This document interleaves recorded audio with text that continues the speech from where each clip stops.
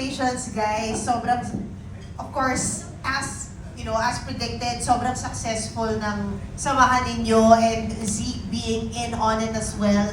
But how has your partnership evolved as co-actors ngayon, Robin and Angela, given that, I don't know, talagang ang dami na rin pinagdaanan ng pinagsamahan ninyo. Nasaan kayo ngayon at what are you working on?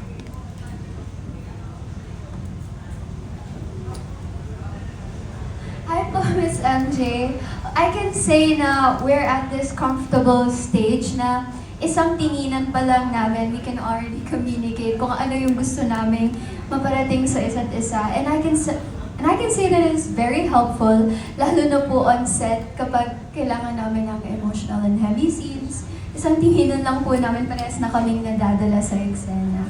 And I can say na we've come a long way, lalo na po compared to Seducing Jake Palma, our first season, wherein medyo makikita po talaga natin na nagsa-struggle po kami sa mga heavy na scenes. And we also would like to thank Direk Chris kasi hindi po namin ito magagawa without his guidance. And of course, kay Miss Anna Ferrer po. Di ba, Rob? Apo, yun po, Miss MJ. Kami ni Angela ngayon, mas komportable na kami sa isa't isa. Parang mas komportable na po kaming umarte, ganun. Tapos parang mas gets na po namin yung isa't isa kung ano yung kailangan namin gawin para mas madala sa eksena, ganun. Tapos mas nag-uusap na po kami para, kumbaga, natatansya namin kung paano yung inaarte namin. Kaya malaki rin po yung pasasalamat namin kay Direk Chris and kay Miss Ana Fileo and sa lahat po ng tao na tumulong sa amin, sa lahat po ng tao sa set and sa buong Viva. Thank you po. Grabe, ngayon meron na kayong endorsement, di ba? Yes. Nagsisimula na. And nung wala pa kayo endorsement, si Angela, dami na nilaregalo sa'yo, Robin, di ba? Mga kandila. Parang may nakwento ka dating gano'n. And recently raw, totoo ba, may PS5? Hindi PS5. It's a game lang. Binila niya po ako ng game. Palagi ko po kasing kinukwento sa kanya yun. Sabi ko, may hiniraman kami ng UFC 5, ganyan-ganyan. Kaso, kinuha na ulit ni Hans. Tapos sabi ko, tapos bigla, kinabukasan, binila niya po ako ng UFC 6. Wow! Ang bilis. Ang bilis. Ang niya, love language and giving. Apo. Ano naman sa'yo, Robin?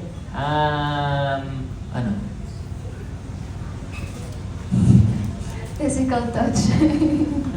Ayan. Okay, no further questions. Thank you. Thank you, Miss MJ. Maraming salamat, Miss MJ. By the way, gusto ko lang po i-acknowledge, of course, Wetzel's Pretzels, now open, by the way, sa SM North EDSA for providing our pretzel snacks this afternoon. Ayun po sila sa table. So thank you so much, guys, for being so generous. Next, we have from Manila Standard, let's have Angelica Villanueva. Hello po, good afternoon po, here po. Ayan. First of all, congratulations po sa buong cast and of course, Derek po. My first question for Rajal, no? Dito kasi sa second season, parang win-win ni Drake si Alice, no? Pero kayong dalawa, do you believe in second chances? In love? Ako yes po. Kasi everyone makes mistakes. And kung mahal mo talaga yung tao, you'd accept them sa mistake nila. Pero pag naka-third or fourth, wala nang ganun. Second lang. One chance is enough. Diba sabi nga po nila, I forgot the saying na actually. So, ano na lang po, non-verbatim. Yung parang, break my trust once, I'll forgive you, and then the second time, shame on you na. Or something like that. I forgot na eh. How about your Robin? Ako rin po, naniniwala po ako sa second chances. Kasi parang mas makikilala niyo po yung isa't isa pag binigyan niyo siya ng second chance. Tapos, mas maaayos niyo pa po kumbaga. Yan po. Thank you. Thank you. My next questions are directed naman kay Z. Hi, Trio. Hello. Ayan. First question. Before, many were questioning you kung bakit ikaw yung magte-take over ng role ni Trip, no? But after ilang episodes ng Dating Alice Perez, maraming viewers yung bumilib sa'yo sa pag-portray ni Trip. kamusta naman yung pag-accept mo na rin? Yeah, hindi ko rin expect. It's such a blessing na marami ring positive comments and reviews. I've been seeing it. Yeah, it definitely pushes me to try my best. I've already been trying my best since day one, but it keeps me going. And it's something na hindi ko in-expect, kaya mas pag-aanin ko pa. Mas pagbabadiin ko pa. Okay, before you mention nga na you're ready to embrace your pressure, no, in birthday trip, can you say na you're taking the role gracefully naman? Yeah, there's definitely a lot of pressure, pero as time goes by, then you learn to adapt, and yeah, eventually mawawala din naman yung pressure. So una lang din kasi yun eh. Pero I realized na mas focus on the craft more instead of focusing on the anxiety and the pressure. So yeah. Thank you so much. Thank you so much, po. Thank you so much, Miss Angelica. Next, we have a TikTok content creator, Street Scooper, RJ. There you go. Hi, RJ. Hi guys! It's Hi. me, RJ. So ayun, ako agad, naghinahanda ko pa ngayon kanina. Pero ayun, sobrang dami kong thought kasi nakapag-set visit ako. Pero bukod doon, congratulations ulit kasi lalong-lalo na nakikita natin yung feedback. Visible naman yung improvement ng lahat ng series and ng mga actors. Simulan ko lang sa magpapa-thank you muna ako ng mabilis lang kay Viva dahil pinayagan nila ako sa set visit and para i-shoot yung BTS and through Direk. Thank you, Direk.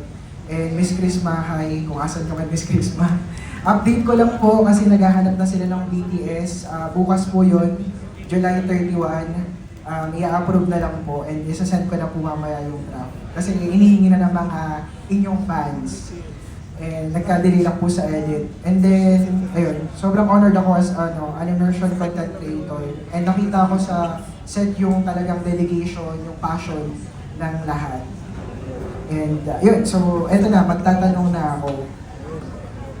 Ay bago pala yung tanong, mag-share lang ako about sa set visit ko na may kinalaman naman to kung gaano kaganda at yung output ngayon ng Dating Alice Perez and feedback ng mga tao. Unang-una, Direk, ayun, si Direk sobrang sipag sa set to the point na nagluluto siya para sa mga crew niya.